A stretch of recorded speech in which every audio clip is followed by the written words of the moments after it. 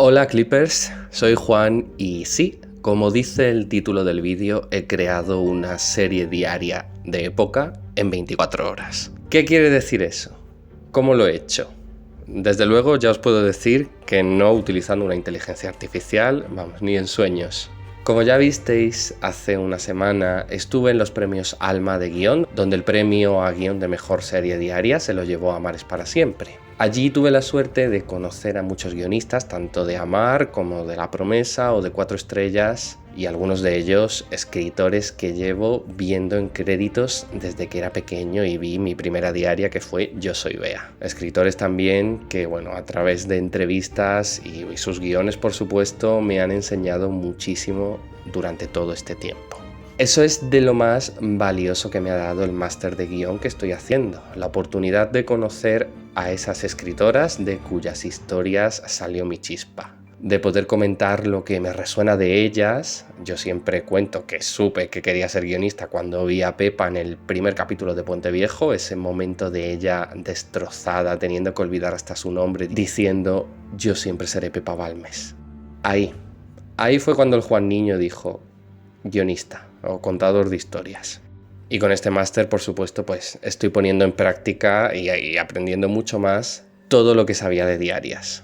Porque una cosa es saber y otra es ver cómo se produce toda la planificación de las tramas y se van traduciendo desde las ideas a la Biblia, digamos, al documento donde está toda la serie, a las escaletas de los capítulos y a los guiones, y si me apuras, hasta la pantalla. Yo que ya de por sí me leo unos cuantos guiones a la semana, los que caen en mis manos de las distintas diarias me los sé hasta de memoria de lo estudiados que los tengo. Pero lo cierto es que tengo un punto de inflexión importantísimo y es cuando una guionista archi reconocidísima, creadora también de diarias y muy prolífica ella, me dice: Juan, es que tú sabes más de diarias que yo.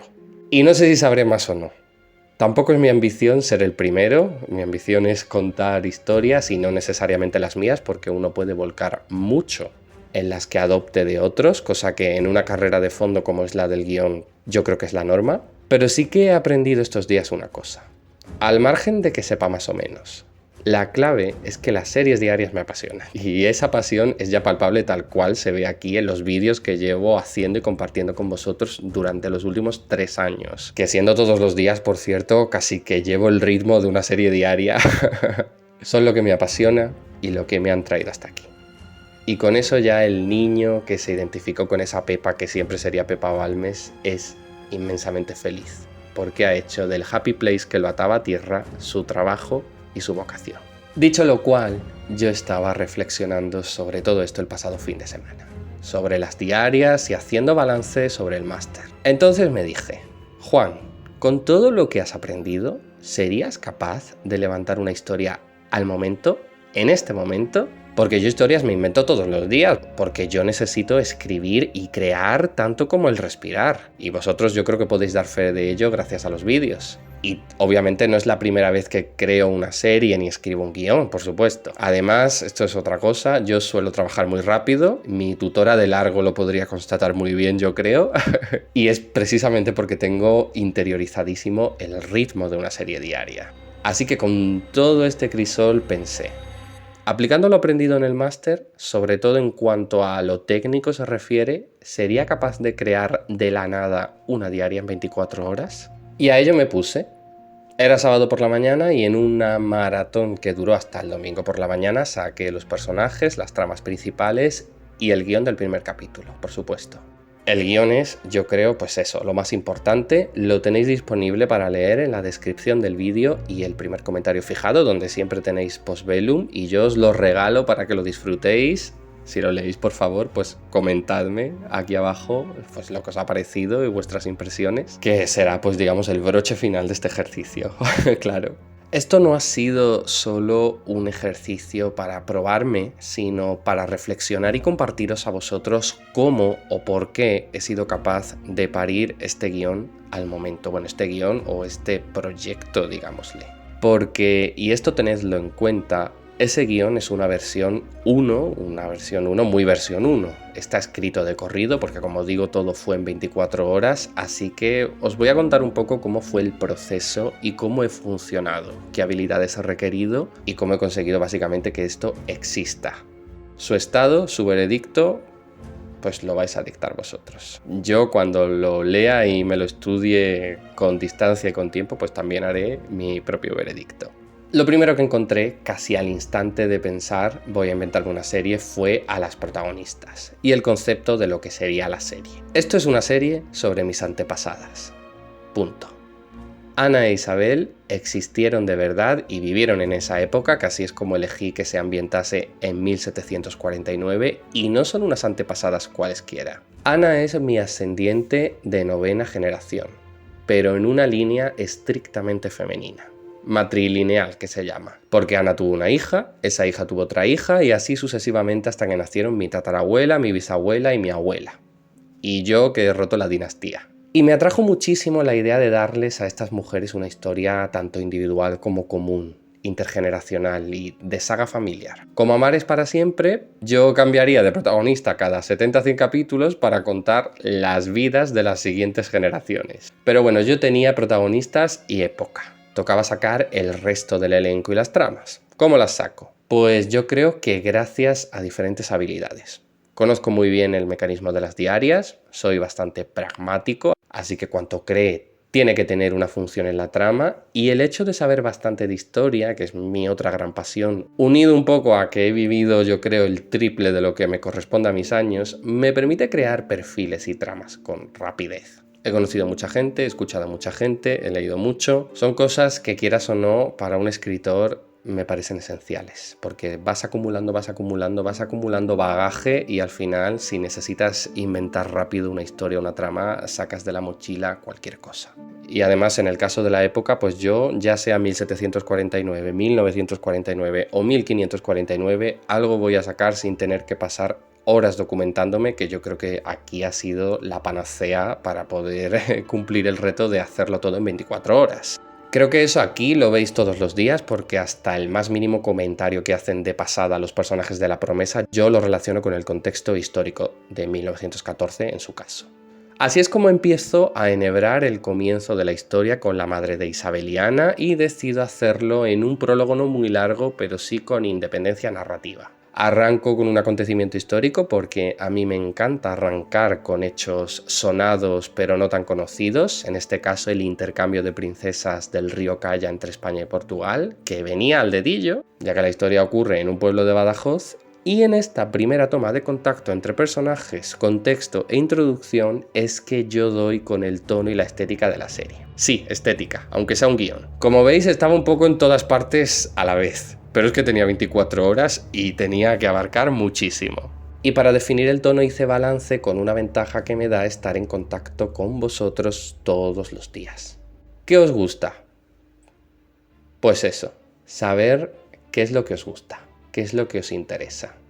Así que supe al instante que tenía que ser una historia muy romántica, con heroínas luchadoras y que despertase fuertes evocaciones. Una historia que te ponga de parte de las protagonistas al instante y que no solo te descubra una época, sino que te haga querer vivir en ella, a pesar de que pues enseñen, digamos, las luces y las sombras. A mi mente acudieron entonces como referentes incontables películas románticas de los años 90, de época y no de época, pero en consonancia con vuestras expectativas en lo que al pasteleo se refiere. Eso, por supuesto, tenía que balancearlo con lo que me gusta a mí, porque uno no puede supeditar su creación ni sus historias al gusto o las peticiones de la audiencia al 100%. Y a mí, teniendo en cuenta que las protagonistas son dos hermanas, el entorno es bastante rural y está muy aislado, y que el interés amoroso es danés, a mí eso me llevó a algo gótico. Gótico en Extremadura, y en concreto, si yo tuviese que decir qué hace única a esta serie, además de que sea sobre mis antepasadas y esté basada en mujeres reales, diría que es una historia de amor y sororidad entre dos hermanas en una época y entorno imposibles, y que es una novela feminista, gótica y romántica cuyo público objetivo sería Charlotte Brontë. Jane Eyre vería Flores de Lima y Nieve, que fue como decidí titularla al dar con el tono. Por poco no le pongo la merecida para ir en consonancia con la moda de los títulos de ahora, por poco, pero no, Flores de Lima y Nieve. Ojo, Lima viene del apellido de las hermanas en la vida real, apellido que heredaron de su madre noble y que se transmitió hasta mi bisabuela, aun siendo siempre el apellido materno. Todas las descendientes de Ana, hasta que nace mi abuela ya en el siglo XX, tienen el apellido Lima.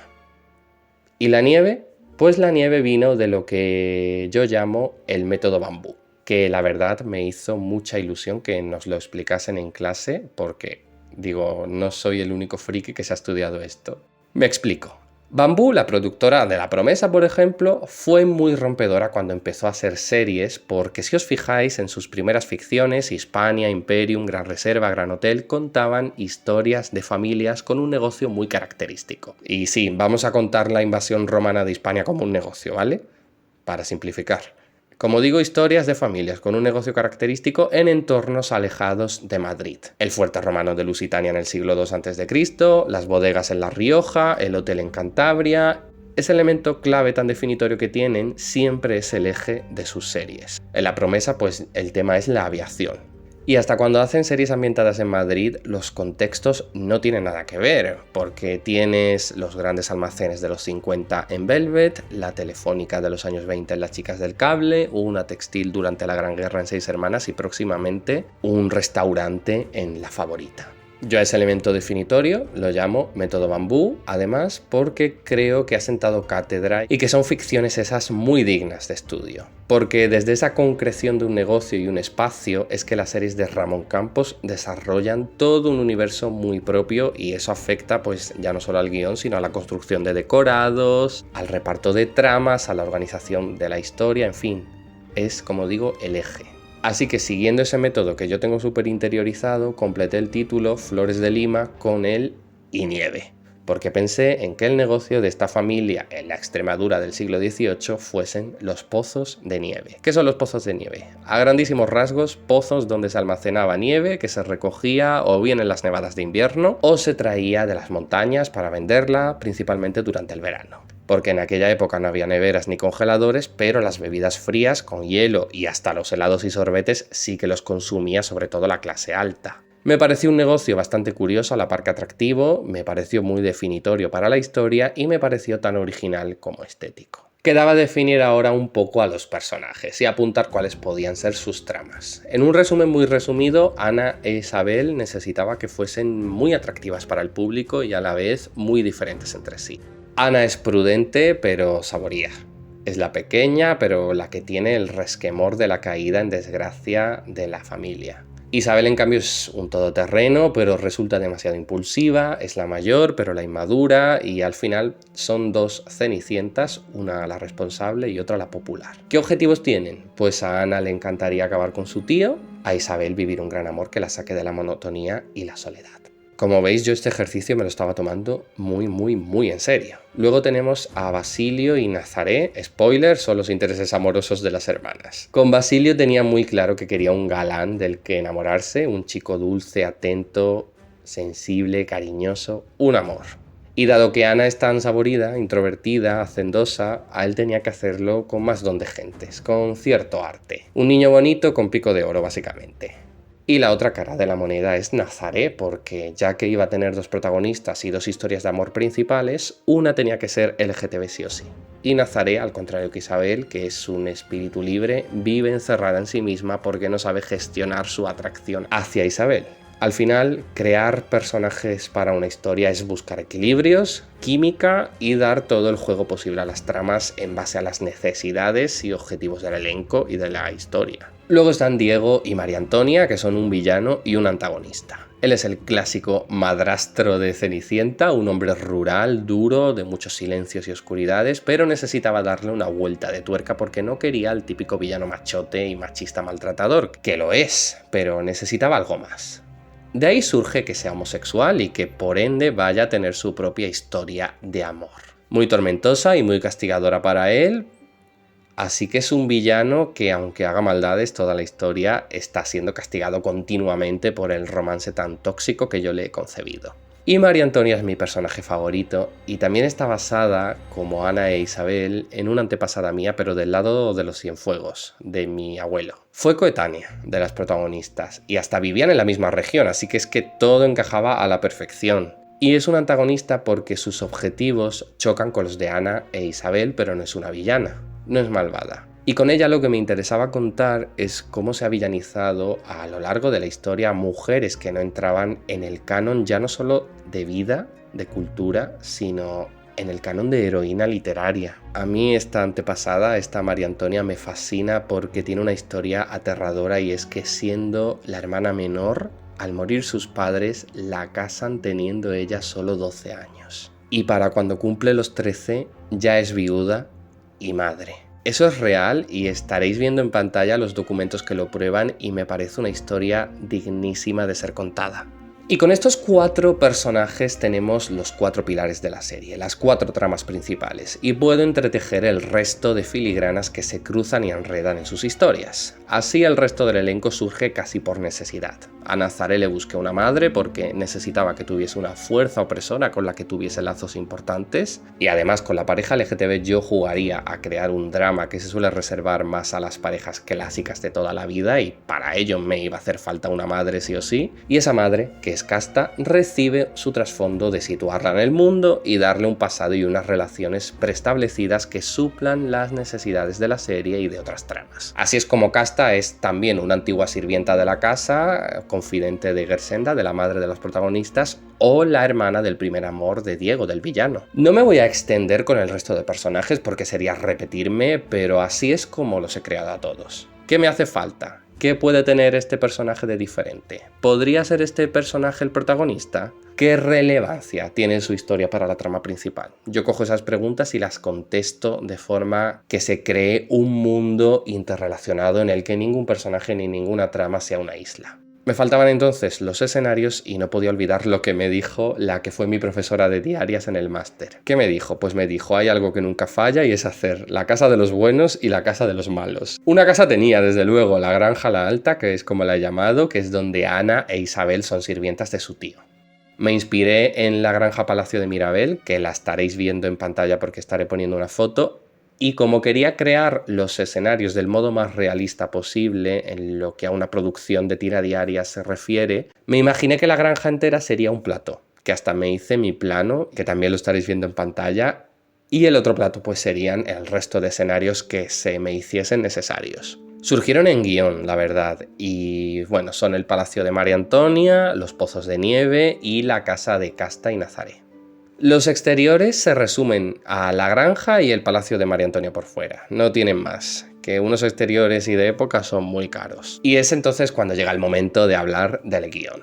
Pero antes de meternos con él, os leo la sinopsis que ya para este punto pude elaborar antes de empezar a escribirlo. A la sazón, pues la sinopsis de la historia, de la serie.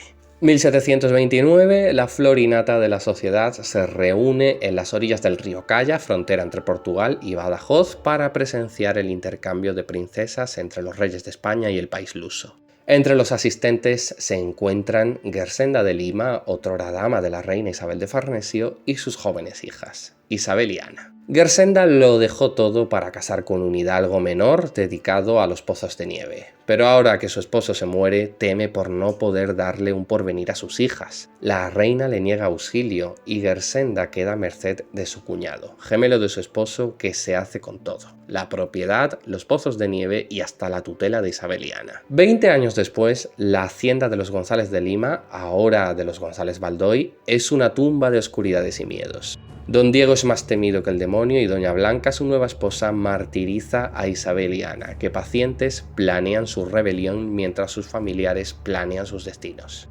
Isabel casará con su primo Felipe, hijo de su tía Blanca, y tan temible como esta, mientras que Ana será vendida como sierva.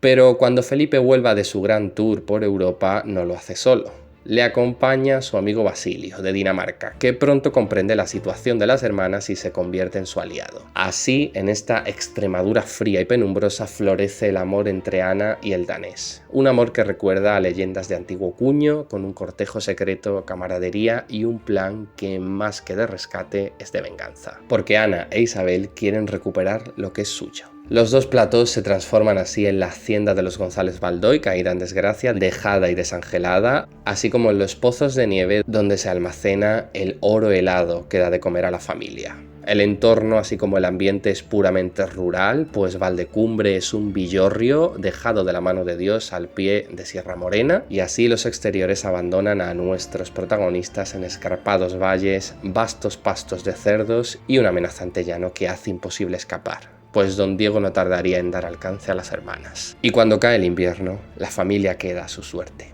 Si Ana, Isabel y Basilio no acaban con los González Baldoy antes de la primera nevada, el destino de las hermanas será fatal.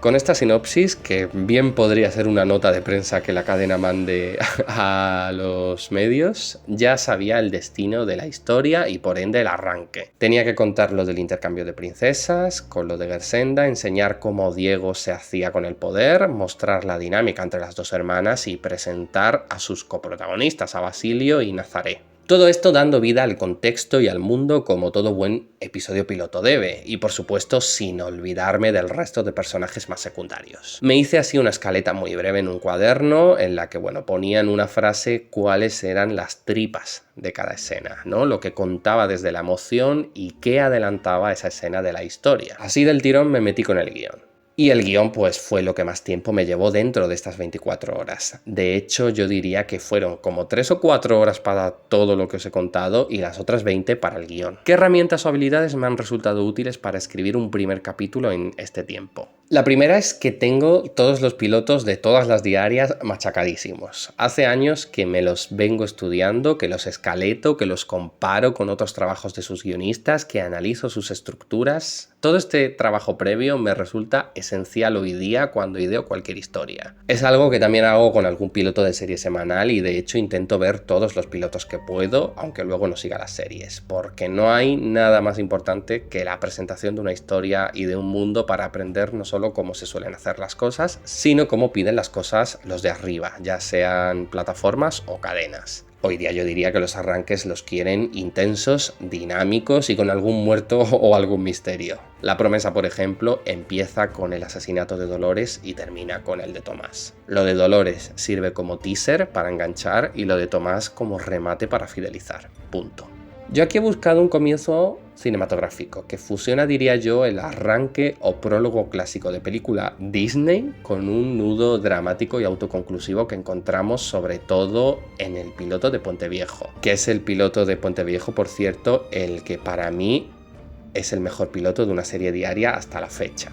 Eso es lo referente a toda la parte inicial de Gersenda, que ocupa 10 escenas y 10 páginas y media. Abro un paréntesis para decir que, ahora que sí que estoy hablando del guión, voy a hacer ya muchas referencias a lo que vais a encontrar en él. Podéis tanto ir a leerlo y luego seguir escuchando el vídeo, como, escucharme a mí y luego leerlo teniendo toda esta información, como gustéis. Pero que al ser un piloto sí que me he tomado la libertad de concebirlo como un episodio un poco más especial que se sale de la norma de las diarias. De nuevo, como los pilotos de Puente Viejo, Acacias 38, Seis Hermanas o Bandolera. Un episodio monodrama en el que las protagonistas tienen todo el peso y que no cumple la norma, digamos, un poco establecida de 16 escenas repartidas en 50-55 minutos que se puedan grabar en 2 platós con exteriores muy contados. Como decían los guionistas de esas series que menciono cuando los entrevistaban en los estrenos, el capítulo piloto es como una película que arranca la historia. Por eso la tradición de estrenar muchas diarias por la noche.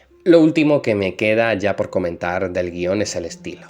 Como digo, es una primera versión, muy primera versión, porque está hecha en muy poco tiempo y tiene una lecturita un poco por encima, porque después de 24 horas no daba para más, es solo para acostarme. Pero escribiéndolo he comprobado todo lo que he aprendido en el máster estos meses, sobre todo en el aspecto técnico. Hemos tenido muchos talleres relativos a ello y sí, yo diría que el conocimiento está asimilado, aunque las diarias suelen romper esos convencionalismos por necesidades de formato. Pero sobre todo, escribiendo este piloto me he dado cuenta de algo que llevo oyendo en el máster casi desde el principio, ya no solo por parte de compañeros, sino también por parte de algún docente. Me suelen decir que mis guiones tienen un algo muy visual, un algo que crea imágenes, un algo que atrapa, que hace que quieras leer. Y leer un guión, ojo, puede ser muy tedioso porque no son trabajos literarios per se. Un guión ante todo es un manual para que un equipo entero, desde el director hasta el último técnico de iluminación, pongan en marcha una historia, le den vida y lleven la visión que has impreso en palabras a ojos del público. Tampoco es mi pretensión hacer de un guión una obra de arte definitiva, simplemente contar la historia, plantear la historia lo mejor posible. Así que yo no sabía muy bien a qué se referían con ese algo, porque yo escribo pues como escribo siempre. Sin embargo, hace poco tuvimos unas clases muy interesantes con un profesor que habló sobre escribir guión viniendo de la literatura. Y me siento un poco tonto porque no ha sido hasta verme escribiendo este piloto que me he dado cuenta de que ese algo que siempre me dicen es eso, que vengo de la literatura. Con las mismas ganas que destripo guiones, me bebo las novelas. Y antes que guionista he escrito novelas. Postbellum es el gran ejemplo. Y como digo, pues yo cuando escribo siempre escribo igual. Y ahí está ese algo. Y la verdad me hace muy feliz haberme dado cuenta y siempre le voy a agradecer a ese profesor las clases que nos dio porque han sido esenciales para ello. Y es eso, al venir de la literatura, por mucho que un guión yo lo vea como un manual, lo hago también un trabajo de acabado literario, digamos. Por eso me dicen, Juan, no sé cómo lo haces, pero describes algo con 2 palabras, porque ahí está la clave también, concreción, palabras justas que den de lleno, y me creas una imagen súper nítida. Y creo que este guión de Flores de Lima y Nieve tiene mucho de eso. También que soy nieto de mi abuela y he crecido con Puente Viejo y por ende lo cuento todo con un dramatismo melodramático que me hacen un intensito, que eso yo creo que también afecta. Pero bueno, que concluyo aquí diciendo que al pasar las 24 horas me quedé bastante contento con la locura de ejercicio que se me había ocurrido. Creo que me ha servido muchísimo para comprobar lo aprendido tanto en el máster como de manera autodidacta a lo largo de los años y al margen de estar más o menos contento con el resultado, lo que me alegra es tener la oportunidad de poder contároslo y compartirlo con vosotros. Creedme que saber que vais a querer leerlo ha sido un acicate muy importante. También me ha servido esto para ver cuáles son mis cualidades o mis virtudes a la hora de encarar un guión o un desarrollo. Soy una metralleta de tramas, como me dijo un profesor del máster, y yo creo que es por lo estudiado que tengo el panorama y porque he tenido una vida muy vivida. Una infancia y adolescencia típicas, vamos a decir, y mucho movimiento. Y sobre todo también muchos intereses muy diferenciados. Por eso veo historias en todas partes, todo el tiempo. Solo queda que un día vosotros veáis esas historias. Vosotros, con quien puedo compartir la pasión que siento por esta vocación. Os voy a dejar, que ha sido un vídeo muy largo y espero que si leéis el guión de Flores de Lima y Nieve, que lo disfrutéis, espero que os guste y espero también leer vuestras opiniones en los comentarios. Yo quiero decir, para cerrar, que os lo dedico a todos vosotros, a los 70 y pico mil clippers que estáis aquí todos los días escuchándome. Y que al final pues sois una parte esencial que hace esto posible. Muchas gracias.